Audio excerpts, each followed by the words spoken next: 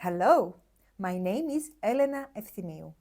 I am originally from Cyprus and my native language is Greek. I am here to give you 7 tips on how to learn Greek or any other foreign language. Are you ready? Let's go! I am currently on my journey of learning Italian, and this topic of learning a foreign language is a topic I really love.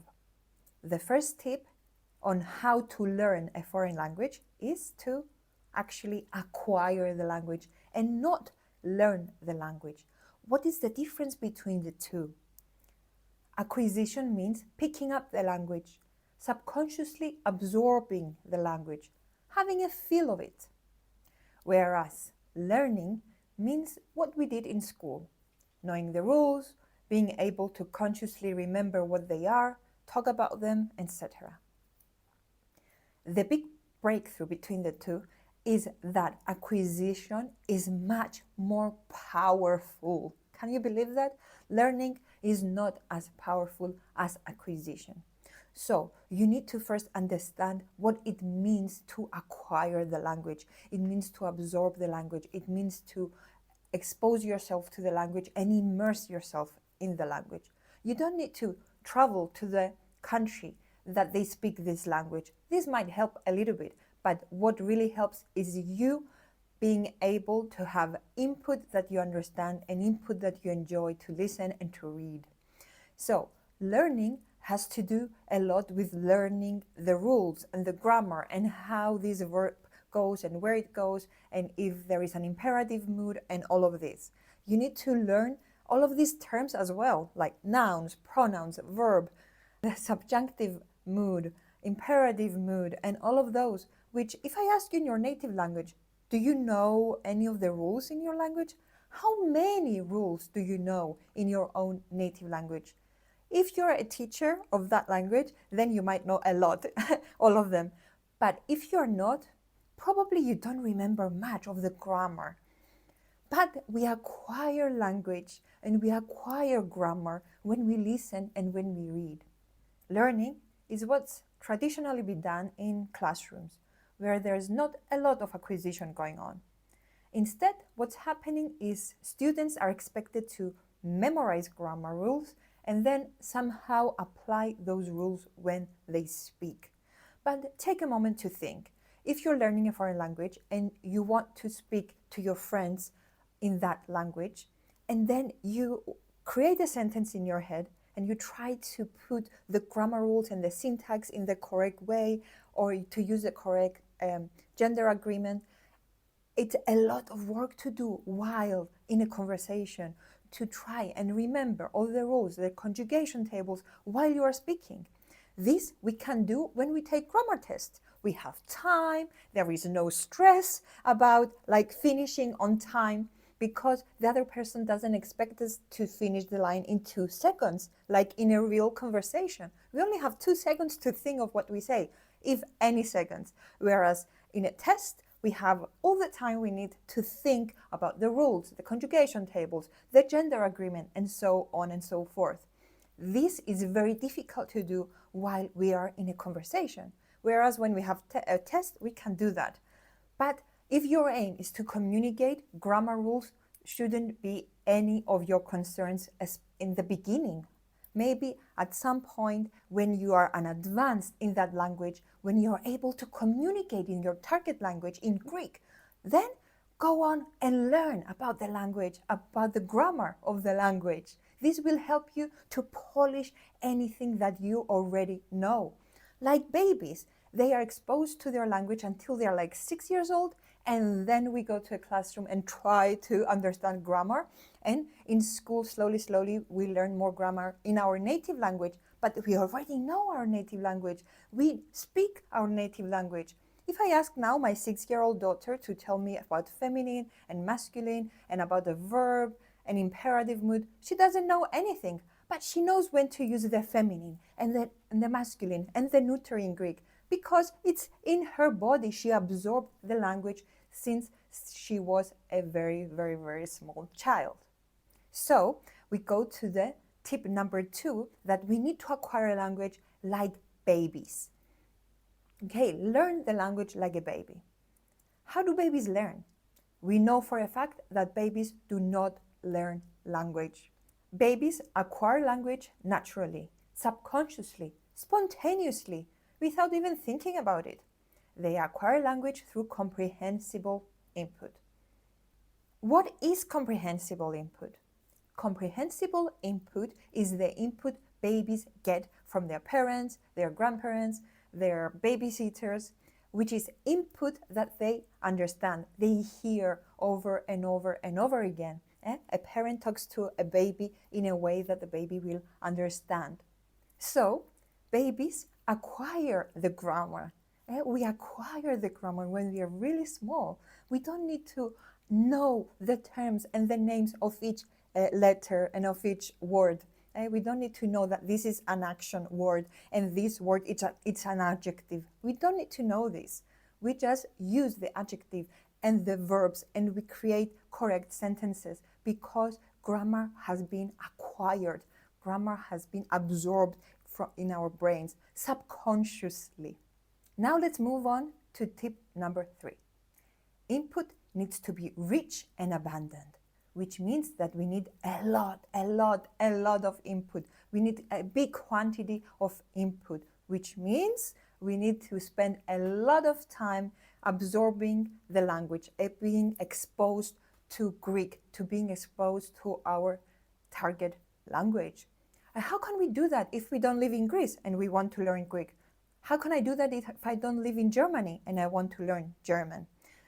You can find a lot of material online, on YouTube, on platforms. You can listen to stories, you can listen to vlogs, you can start reading children's books. Even though children's books are difficult, have a very beautiful and rich vocabulary. So if you're an absolute beginner, you need to do a few things differently until you reach that point. But children's books are a gem. They have beautiful vocabulary, and stories is the best way to have a long-term retention.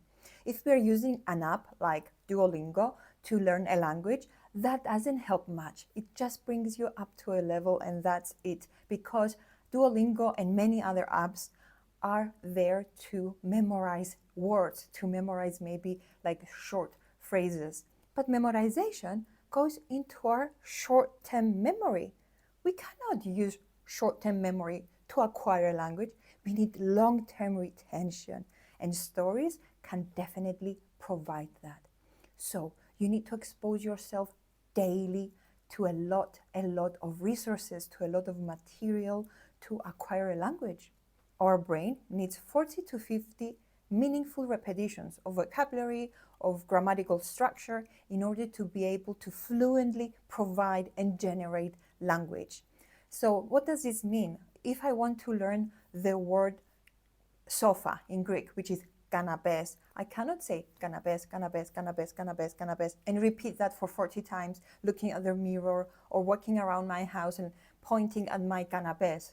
No, we need to have a meaningful structure around this word, and we cannot just memorize a word. It's better if we have a sentence, if we have a story around this word canapés in order to remember it and to find that word again in a different material, in a different story, in a vlog that somebody is talking about their day, in our target language. So our brain needs 40 to 50 repetitions.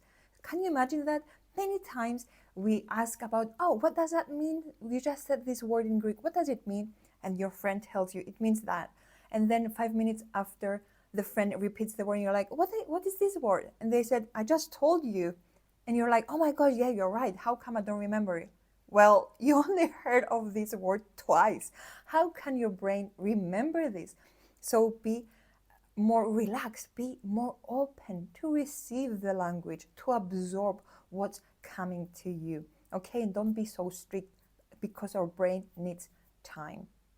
Another point I want to make on this is that it takes a long time to learn the language. Learning a language, it's a marathon, it's not a sprint. The marathon can be joyful and really, really interesting. It doesn't have to be heavy, but it takes time. Now let's go to our fourth tip. I plus 1. What is I plus 1?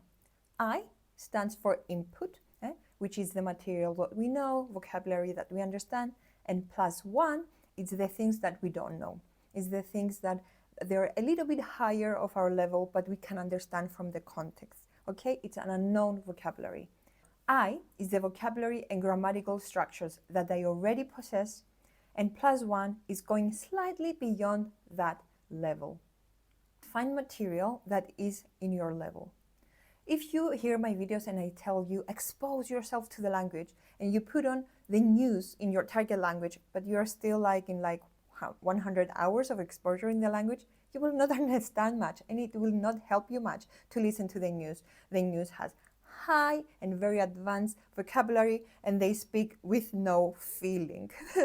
So you need something that you will understand, like cartoons. Really, be a child and absorb the cartoons like Peppa Pig, Bluey. Start from the cartoons because even though they are hard, they're easier than the news. They're easier than animation movies. They're easier than any movie or TV series. So it's good to start from the cartoons. You might feel silly. And if you are not interested in watching it and you're like, oh my God, I don't want to watch this now, don't do it. You need to enjoy the process. Because if you're like, oh my gosh, why do I do that? You will not acquire much. Even though it works, you need to be open to it. You need to pick up the language. You need to absorb the language and subconsciously receive it. Another thing you can do is to take a picture and take that picture to a native speaker of the language, a friend of yours, and ask them to describe to you the picture. Ask them to speak slowly and maybe to use some gestures. I have some examples of that in Greek in my channel, so you can find that in the description box below. Tip number 5, comprehensible input. Yes, I'm bringing this back again because it's really crucial. You need to get comprehensible input in order to acquire a language. Comprehensible input is when we understand the messages we receive in Greek in our target language. So if I understand the person talking, or if I understand what I read in a book, then language acquisition takes place. Isn't this magnificent? You just need to find material that you understand, and then you're good to go. Language acquisition takes place. Wow! That's very simple. You don't need to study and spend hours and hours of reading and putting the correct structures together. That needs a lot of thinking, a lot of time to do that. Some people are very good in it and they do it faster than others. But everybody learns a language through comprehensible input.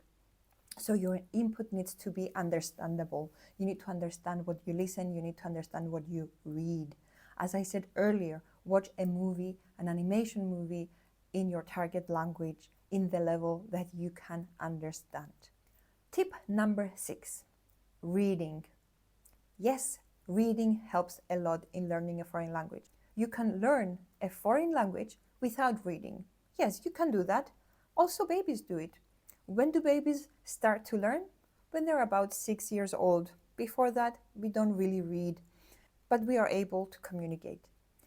You can do that, but if you want to speed up the process and if you want to reach to your goal up until like in a year, it's better to read. If you're learning a language that has Roman letters, then you're lucky. You can start reading from the beginning. You just need to learn the sounds of the language, the sounds of the letters, in the language, and then you're good to go. You can read anything in your comprehensible input level. But if you're learning a language that is like Greek or Russian or Arabic, that they have a different transcript, then you need to wait a little bit. It's better to be able to have like 500 words or like 1,000 words before you start to learn how to read. If you're able to understand a lot and then you start reading, then it's easier for you to recognize the words that you're trying to read in that language. But please do learn the sounds of the letters. Learn the sounds of the alphabet. You don't need to know the names like alpha, beta, gamma, delta, and so on. It's better to learn the sounds a, v, g, th, and so on. When you're able to read, then a whole world is open to you. You can read dialogues, you can read small text, you can read comic books, and this is great way to have a long-term retention. The stories are the best for long-term retention and to get a lot of vocabulary. So listening helps a lot in the speaking, and reading helps a lot in acquiring vocabulary and expanding your vocabulary. So combine the two. Listen, listen, listen, and please read, read, read. Okay? Read in your target language after you know about 1,000 words. And tip number 7, enjoy. Please bring pleasure in your language learning journey. When we acquire a language, we need to be enjoying it. We need to be interested in what we are reading. If I'm reading a text about football, it's like, oh my God, for me it's very, very boring. For my husband, it would be very interesting to him. That's good. So if I'm interested in the topic that I'm reading, then I will absorb the language, I will absorb the vocabulary, I will absorb the sentences. When it's fun, it's easier to acquire. That applies for language learning. If you want to learn something else, maybe you need to suffer in order to learn it. But in language learning, you need to have fun, you need to enjoy it, and you need to find pleasurable reading time and listening time. Okay, so please enjoy. If you're watching Peppa Pig, as I suggested earlier, and you're like, oh my gosh, I cannot stand of this, then language acquisition doesn't really help a lot there. Even though it's comprehensible input, you understand what's going on and what's happening, but you're not interested in it and you're bored, it doesn't help much. Find material that you're interested in. When we are interested, when we are having fun, language acquisition really takes place. And it's amazing because you don't really need to study and study and study a language in order to be able to achieve the goal you're reaching for. We need to spend time in it, yes, but it can be enjoyable. You can listen to something while you're cooking. You can listen to something while you're running. You can enjoy the process. And please do something every single day. So these are the 7 tips I have for you today. Tip number 1, acquire the language, don't learn it. Tip number 2, learn like a baby. Tip number 3, input needs to be rich and abundant. Tip number 4, I+1, input plus 1. Tip number 5, comprehensible input. Tip number 6, read, read, read. And tip number 7, enjoy the process. So that's it for today. I hope you found this helpful, and please subscribe to my channel and share this video with a friend of yours that is also acquiring a language. Thank you so much. See you next time.